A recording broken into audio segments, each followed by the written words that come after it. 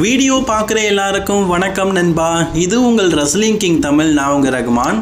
எல்லாருமே கோட்டு படத்துக்கு போய் படத்தெல்லாம் பார்த்துருப்பீங்கன்னு நினைக்கிறேன். சில பேருக்கு டிக்கெட் கிடச்சிருக்காது, சில பேர் பார்த்தீங்கன்னா போகிறதுக்கு இன்ட்ரெஸ்ட் இல்லாமல் இருப்பீங்க. இப்படிப்பட்ட இக்கட்டான சூழ்நிலையும் நான் பார்த்தீங்கன்னா இன்றைக்கி ஒரு சில ரெஸ்லிங் செய்திகளை கொண்டுட்டு வந்திருக்கிறேன்.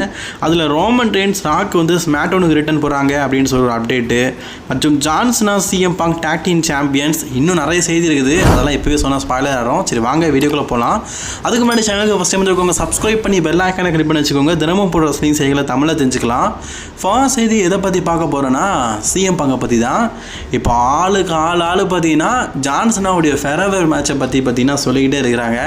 ஒருத்தர் என்னென்னா எனக்கு ஜான்சனா கூட மேட்ச் வேணும், இன்னொருத்தர் என்னென்னா டாக் டீமாக இருக்கணும்னு.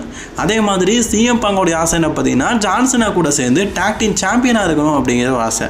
ஸோ சீனா ஒரு வேளை பார்த்தீங்கன்னா நெக்ஸ்ட் இயர் சண்டை போடும்போது CM Punk கூட சேர்ந்து ஒரு டாக் டீம் மேட்ச் வேணால் விளையாடலாம். பட் நான் சாம்பியன் ஆகிறா அப்படிங்கிறது டவுட்டு. ஆனால் நல்லா தான்ப்பா இருக்கும். ரெண்டு பேரும் இது வரைக்கும் சாம்பியன் ஆனதே இல்லை டாக் டீம் சாம்பியன்ஸாக. அந்த காம்பினேஷன் சூப்பராக இருக்கும்.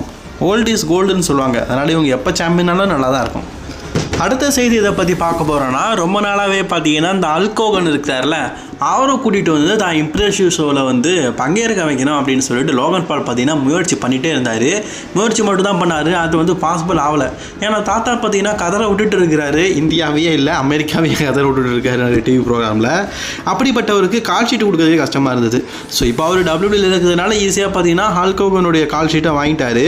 ஸோ இம்ப்ரெசிவ் ஷோவில் பார்த்தீங்கன்னா பேசியிருக்கிறாரு. ஸோ இது எந்த டிவியில் டெலிகாஸ்ட் பண்ணுவாங்க? ஃபாக்ஸில் நினைக்கிறாங்க. அதே மாதிரி யூடியூப் சேனல்லையும் பார்த்தீங்கன்னா அவருடைய அஃபிஷியல் யூடியூப் சேனல்லையும் இது வந்து ஒளிபரப்பாக இருக்குது. வேணும்னா பார்த்துக்கோங்க. அதில் நிறைய கேள்வி கேட்டிருக்காரு. அதில் குறிப்பாக பார்த்தீங்கன்னா ஹல்க் ஹோகனுடைய கான்ட்ராக்டை பற்றி கேட்டிருக்காங்க. ஹல்க் ஹோகன் என்னென்ன சொல்லியிருக்காங்கன்னா, நம்ம சமீபத்தில் வந்து WWE சேர்ந்த ஒருத்தர்கிட்ட வந்து பேசினேன், அவர் என்கிட்ட ரொம்ப நல்லா பேசினார். அவர் யாருக்கு கேட்டிங்கன்னா நிக்கானை பொறுத்த வரைக்கும் WWEடைய CEO இருக்கிறாரு. இது நிறைய பேருக்கு தெரியும்னு நினைக்கிறேன். ஸோ அப்படிப்பட்டவர் பார்த்தீங்கன்னா என்கிட்ட வந்து கான்ட்ராக்ட் கேட்டார். நான் 5 வருஷம் கான்ட்ராக்ட் சைனிங் பண்ணியிருக்கிறேன், லெஜெண்டரி கான்ட்ராக்ட் அப்படிங்கிற மாதிரி சொல்லியிருக்காரு. ஸோ 5 வருஷமாக பார்த்தீங்கன்னா WWEல தான் ஒர்க் பண்ணுவாராம் நம்ம ஹல்க் ஹோகன். இதை பற்றி சொல்லியிருக்காரு. ஸோ அது மட்டும் இல்லாமல் பார்த்தீங்கன்னா நிறைய தேவையில்லாத விஷயங்களையும் பேசியிருக்கிறாரு. லோகன் பால் பார்த்தீங்கன்னா தன்னுடைய ரெஸ்லிங் கேரியரை கொஞ்சம் இம்ப்ரூவ் பண்ணணும் அப்படின்னு சொல்லியிருக்கிறாரு. அது மட்டும் இல்லாமல் நிக்கான் பார்த்தீங்கன்னா ஃபியூச்சர் ஆஃப் த WWEடைய CCOவாக கூட இருக்கலாம். அதாவது இப்போ ட்ரிபிள் H இருக்கிறார், அந்த பொசிஷனில் கூட போவதுக்கு நிக்கானுக்கு வந்து தகுதி இருக்குது அப்படிங்கிறத கூட மென்ஷன் பண்ணி சொல்லியிருக்கிறாரு. ஸோ ஹல்க் ஹோகனை பொறுத்த வரைக்கும் நிக்கான் பார்த்தீங்கன்னா ரொம்பவே ஃபேவரட்டான காயாக இருக்காரு. அது மட்டும் இல்லாமல் ட்ரிபிள் H பார்த்தீங்கன்னா ஒரு விஷயத்தை சொன்ன உடனே கேட்குறாரு அப்படின்னா அது கண்டிப்பாக பார்த்தீங்கன்னா நம்ம நிக்கான் ஒரு விஷயம் சொல்லிட்டாருன்னா கண்டிப்பாக கேட்பாரு.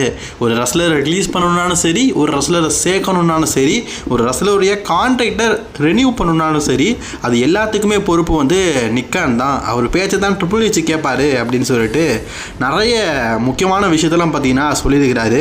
ஸோ இதிலிருந்து நமக்கு ஒன்று புரியுது மகளே, ட்ரிபிள் H வந்து ஒன்றுலேயே பார்த்தீங்கன்னா ஒரு மரம் தான், அதை ஆட்டி படைக்கிறது நம்ம நிக்கான் அப்படிங்கிறது தெரியுது.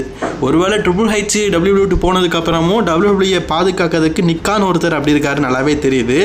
ஏன்னா இவர் சொல்கிறதுலாம் ட்ரிபிள் H கேட்குறாருன்னா இப்போ இவர் நினைக்கிறது தான் WWE நடக்குது அப்படிங்கிறது ஒரு சிம்பாலிட்டிக்காக ஹல்க் ஹோகனே சொல்லிட்டார்ல.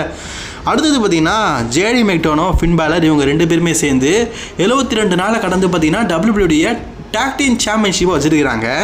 இதில் ஒரு சுகமான விஷயம் பார்த்தீங்கன்னா இவங்க 72 நாளில் ஒருக்கா கூட டைட்டில் டிஃபெண்ட் பண்ணதே கிடையாது. இப்போது சமீபத்தில் WWE செய்கிற விஷயம்லாம் அப்படி தான் இருக்குது. இவங்க மட்டும் இல்லைங்க, இப்போ சமீபத்தில் ரோமன் ரெயின்ஸாக இருக்கட்டும், அதே மாதிரி உமன்ஸ் வேர்ல்டு சாம்பியனான லிவ் மோர்கனாக இருக்கட்டும், அவங்களாச்சும் ஒரு தடவை சாம்பியன்ஷிப் டிஃபெண்ட் பண்ணாங்க. அதுலேயும் நம்ம லோகநாதன் 2 தடவை தான் டிஃபெண்ட் பண்ணார். இப்போ ஜேடி மெக்டோனோ, ஃபின் பாலர், அவங்க ஸ்டோரி வந்து ஜட்ஜ்மெண்ட் டேக்குள்ளே போகிறதுனால அவங்களோட டாக் டீம் சாம்பியன்ஷிப்பை டிஃபெண்ட் பண்ண முடியாமல் இருக்கிறாங்க. கூடிய சீக்கிரம் 100 நாட்களை கடந்து சாம்பியன் ஆக போகிறாங்க. ஆனால் ஒரு டைட்டில் டிஃபெண்டிங் கூட இல்லை அப்படிங்கிறது ரொம்ப சோகமாக தான் இருக்குது. மேபி உங்களுக்கான ஒரு கண்டென்டர் மேட்சை வச்சு அதுலேயாச்சும் அட்லீஸ்ட் பார்த்தீங்கன்னா பிரான் பிரேக்கருக்கு ஒரு ஆப்போனண்ட்டை கொடுக்குற மாதிரி இவங்களுக்கு ஒரு ஆப்போனண்ட்டை கொடுக்கலாம் அப்படிங்கிறது என்னுடைய கருத்து. இது என்ன தெரியுமா ஒரு பெரிய கூத்து, நம்ம ஃபின் பாலர் வந்து சோஷியல் மீடியாவில் நாங்கள் வந்து 72 நாளை கடந்து டாக் டீம் சாம்பியன்ஷிப்பை வச்சுருக்கிறோம், அது உண்மையிலேயே நல்லா இருக்குது. ஸோ அது மட்டும் இல்லாமல் ஒர்க்கு வந்து ஸ்மார்ட்டாக இருக்குது, எங்களுடைய ஒர்க்கு வந்து ரொம்ப ஸ்மார்ட்டாக இருக்குது அப்படின்னு சொல்லியிருக்காரு. நீங்கள் 72 நாள் சாம்பியனாக இருக்கிறது பிரச்சனை இல்லை, சாம்பியன்ஷிப்பை டிஃபெண்ட் பண்ணுறது பிரச்சனை இல்லை, ஆனால் எங்களுடைய சாம்பியன் ரேஜன் வந்து ஸ்மார்ட்டாக இருக்குன்னு சொன்னீங்க பார்த்தீங்களா, அதுதான் பெரிய விஷயம். அது மட்டும் இல்லாமல் டேமியன் பீஸுக்கும் ஃபின் பாலருக்குமான மேட்சை வந்து ஏன் WWE நடத்த மாட்டேங்க அப்படிங்கிறத பற்றி ஒரு அப்டேட் கிடச்சிக்குது. இவங்களுக்குள்ள ஒரு மேட்சை பார்த்தீங்கன்னா WWE வந்து ரசல்மேனியாவில் தான் ஒரு பெரிய மேட்சை நடத்துகிற போகிறாங்களாம். அதுக்கு முன்னாடி ஒரு சில மேட்ச் நடந்தாலும் ரசல்மேனியாவில் தான் மெயின் மேட்சாக இவங்களுடைய ஃபீடு முடிகிற மேட்சாக பார்த்தீங்கன்னா நடக்க வாய்ப்பு இருக்குதான். ஆல்ரெடி ஃபின் பாலருக்கும் டேமியனுக்குமான ஃபியூடு வந்து NXTலேருந்தே ஆரம்பிச்சிருக்குது. ஸோ நிறைய பேர் NXTலேயே மேட்ச் பார்த்துருப்பீங்க. அது மட்டும் இல்லாமல் டேமியன் பீஸ் யுனைடெட் சாம்பியனாக இருக்கும்போது அந்த யுனைடெட் சாம்பியன்ஷிப்பை பார்த்தீங்கன்னா ஃபின் பாலர் தான் பிடுங்கினாரு. ஃபின் பாலர் US சாம்பியன்ஷிப்பை டேமியன் பீஸ் கிட்ட இருந்தால் பிடுங்கினாரு. ஸோ அப்போ கூட பார்த்தீங்கன்னா ஃபின் பாலர் தான் டேமியன் பீஸை வீழ்த்தி வின் பண்ணார். இது வரைக்கும் டேமியன் பீஸுக்கும் ஃபின் பாலருக்கும் நடந்த மேட்ச்சில் ஃபின் தோத்ததில்லை நினைக்கிறேன். எனக்கு தெரிஞ்சு தோத்ததில்லைன்னு நினைக்கிறேன். அந்த சாம்பியன்ஷிப்பை கூட இவர் தானே வின் பண்ணார். மேபி அதை ரிவெஞ்ச் எடுக்கிற மாதிரியும் இவங்க ஃபேமிலி பிரேக்கப் ஆச்சுல அதுக்கெல்லாம் சேர்த்து இவங்களுக்கு ஒரு ரசல்மேனியா மேட்ச் நடக்க வாய்ப்பு இருக்குது. பட் ஆனால் இதுவே ஒரு வேர்ல்டு டைட்டில் மேட்சாக இருந்தால் ரொம்பவே நல்லாயிருக்கும். பட் ஆனால் வேர்ல்டு ஹெவி சாம்பியன்ஷிப் தான் இப்போ குந்தர்கிட்ட போயிட்டேன் அந்த மனுஷங்கிட்ட இருந்து இப்போதைக்கு வாங்கிறதுக்கு வாய்ப்பு இல்லை. ஸோ அதனால் ஃபின் பாலருக்கும் டேமியன் பீஸ்க்குமான மேட்ச் பார்த்தீங்கன்னா ரசல்மேனியாவில் நடக்க வாய்ப்பு இருக்குது அப்படிங்கிற மாதிரி அப்டேட் கிடச்சிருக்குது. இந்த மேட்சை பொறுத்த வரைக்கும் சில பேர் ரசல்மேனியாவுக்கு ஒர்த்தா அப்படின்னு கேட்பீங்க.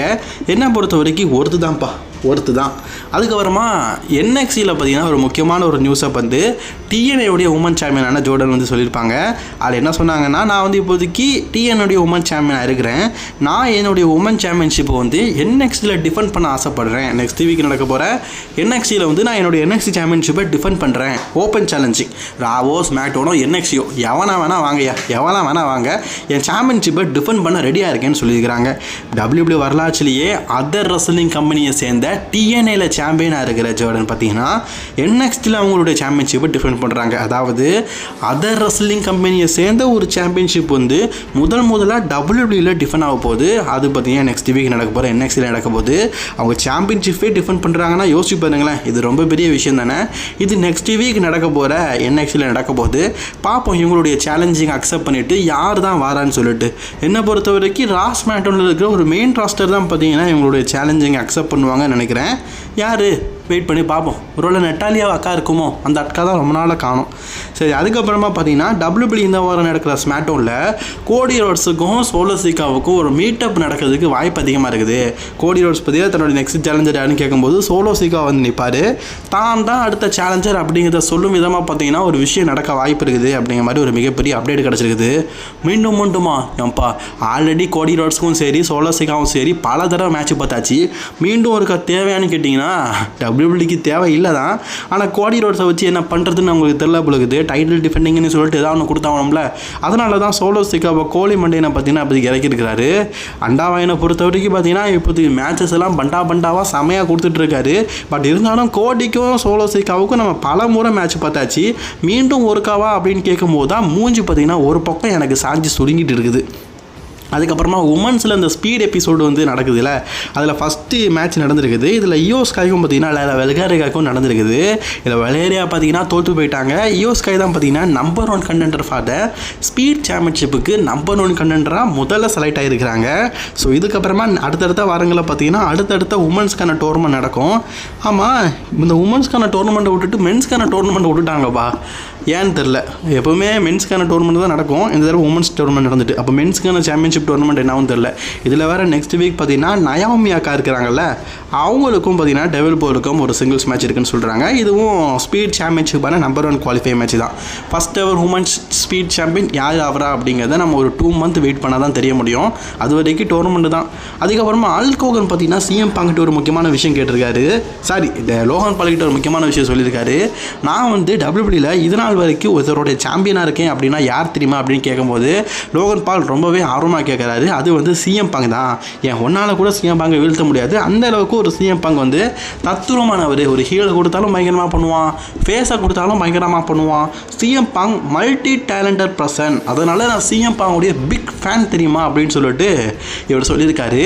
2 வருஷத்துக்கு முன்னாடி பார்த்தீங்கன்னா இதே வாய் தான் ஒரு மண்டே நைட்டால் நான் ஒரு big fan of the John Cena அப்படின்னு சொல்லியிருப்பார். ஜான்சனா கிட்டே, ஜான்சனா உன்னுடைய பிக் ஃபேனு, நீ பண்ணுறது எல்லாமே நல்லாயிருக்கும், ஃபேஸ் தானெல்லாம் பங்கமாக பண்ணுவேன் அப்படிங்கிற மாதிரி சொல்லியிருப்பார். அப்படிப்பட்ட ஹல்க் ஹோகனே இப்போ சிஎம் பாங் தான் பயங்கரமான ஆளுன்னு சொல்கிறாரு. சரி, அவர் வாய் அவர் உருட்டு அப்பப்போ மாற்றிக்குவார். அதை பற்றி எதுவுமே சொல்ல முடியாது. ஆமாம், அவருடைய பொழப்ப ஓட்டம் வயசாகிடுச்சு, ரெஸ்லிங்லாம் பண்ண முடியாது. அப்பப்போ வாயை கொடுத்தா தான் பார்த்தீங்கன்னா ஏதாவது சம்பாதிக்க முடியும். அதனால் பார்த்தீங்கன்னா அப்பப்போ நம்ம ஹல்க் ஹோகனும் பார்த்தீங்கன்னா மாற்றி பேசுகிறது சகஜம்தான். ஆனால் என்னை பொறுத்த வரைக்கும் ஜான்சனா தான் எனக்கு தெரிஞ்சு ஒரு பர்ஃபெக்டான ஒரு பேபி ஃபேஸ் அரசியல். ஹீல் அப்படின்னா கண்டிப்பாக சிஎம் பங்க் ஃபேஸ்டனை காட்டிலும் ஹீல்டன் பயங்கரமாக பண்ணுவார். ஜான்ஸ்னால் ஹீல்டன் அந்த அளவுக்கு பண்ணதில்லை, அதிகமாக பண்ணதே இல்லை. அதனால் நான் அந்த லிஸ்ட்டில் அவரை சேர்த்துக்கலை. ஹல்க் ஹோகனுடைய கருத்துக்களை நீங்கள் மறக்காமல் கமெண்ட் பாக்ஸில் கமெண்ட் பண்ணிக்குவாங்க. இந்த வாரத்துக்கு அடுத்த வாரம் நடக்க போகிற ஸ்மாக்டவுனுக்கு பார்த்தீங்கன்னா USA நெட்வொர்க் வந்து டெலிகாஸ்ட் பண்ண போகிறாங்க. அந்த ஸ்மாக்டவுனில் நமக்கு ஒரு சர்ப்ரைஸான ஒரு விஷயத்தை பார்த்தீங்கன்னா நடத்த போகிறானுங்க அப்படின்னு சொல்லிட்டு ஒரு மிகப்பெரிய அப்டேட் கிடச்சிருக்குது. என்னப்பா சர்ப்ரைஸு அப்படின்னு கேட்டிங்கன்னா, நம்ம ஆவலுடன் எதிர்பார்த்த தி ராக் மற்றும் ரோமன் ரெயின்ஸ் இருவருமே பார்த்தீங்கன்னா அந்த ஸ்மாக்டவுனுக்கு வரதுக்கு வாய்ப்பு இருக்குது. The moment create of the ஸ்மாக்டவுனாக பார்த்தீங்கன்னா அந்த ஸ்மாக்டவுன் ஆகிறதுக்கு வாய்ப்பு இருக்குது. இதுக்கு முன்னாடி எப்படி ராக்கெல்லாம் ஒரு சர்ப்ரைஸாக வந்தாரோ, ஸோ அந்த மாதிரி பார்த்தீங்கன்னா தி ராக் ரோமன் ரெயின்ஸ் வந்து சர்ப்ரைஸாக பார்த்தீங்கன்னா ஃப்ரைடே நைட் ஸ்மாக்டவுன் வந்து USA நெட்வொர்க்குக்கு மாறும்போது வரதுக்கு வாய்ப்பு இருக்குது அப்படிங்கிற மாதிரி செய்தி கிடச்சிருக்குது. இது 100% நியூஸ் கிடையாது, வாய்ப்பு இருக்குது, ரூமரு அப்படின்னு சொல்லிட்டு நான் சொல்லியிருக்கிறேன். USA நெட்வொர்க் வந்து ஒரு பிக் சர்ப்ரைஸ் கொடுக்க போகிறாங்க. அது மேபி ராக் விசிஸ் ரோமன் ரெயின்ஸாக இருக்கலாம் அப்படிங்கிற மாதிரி சொல்லப்படுது. இவங்க 2 பேருமே வந்து சோலோ சிகாவை தூக்கி போட்டு மிச்சாங்கன்னா உண்மையிலே நல்லா இருக்கும்ல. அந்த மூவ்மெண்ட் நடக்குதா அப்படிங்கிறத நம்ம இந்த வாரம் நடக்க போகிற ஸ்மாக்டவுன் வரைக்கும் வெயிட் பண்ணி தான் பார்க்கணும். ஸோ இது நடக்குமா நடக்காதா அப்படிங்கிறத மறக்காமல் கமெண்ட் பாக்ஸில் கமெண்ட் பண்ணிக்கோங்க. எண்டு ஸ்க்ரீனில் காலையில் ஒரு அப்டேட் கொடுத்தேன், அது பார்க்கலன்னா பார்த்துக்கோங்க. எண்டு ஸ்க்ரீனில் வீடியோ கொடுத்துருக்கிறேன். தொடர்ந்து வீடியோ பார்க்க சேனலை சப்ஸ்கிரைப் பண்ணிக்கோங்க.